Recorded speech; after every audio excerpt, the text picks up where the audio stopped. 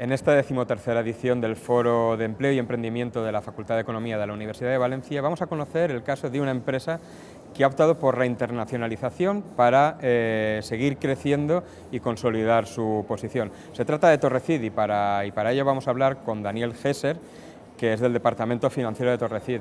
Daniel, bienvenido, gracias por estar aquí. En primer lugar, preséntenos Torrecid. Es una de las empresas señeras del sector cerámico de la Comunidad Valenciana, pero para quien no lo sepa, ¿qué es Torrecid?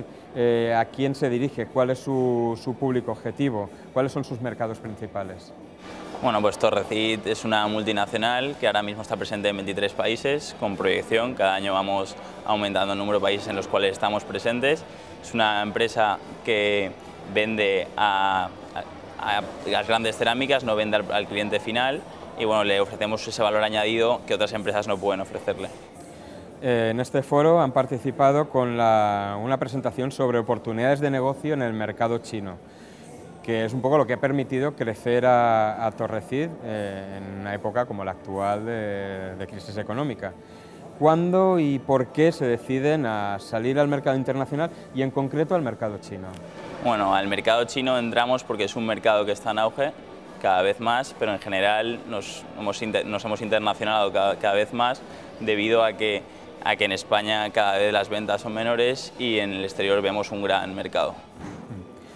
Y bueno, ¿qué perfiles están buscando aquí en el Foro de Empleo y Emprendimiento? ¿Por qué han venido a este foro a ponerse en contacto con los estudiantes de Economía? Bueno, para empezar me gustaría decir que Torrecid es una empresa que confía en el talento de los jóvenes.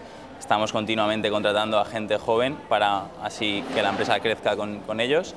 Y bueno, en principio para este Foro de Empleo necesitamos gente de AD para los puestos como pueden ser departamento financiero, departamento de compras o el departamento de exportación en ventas.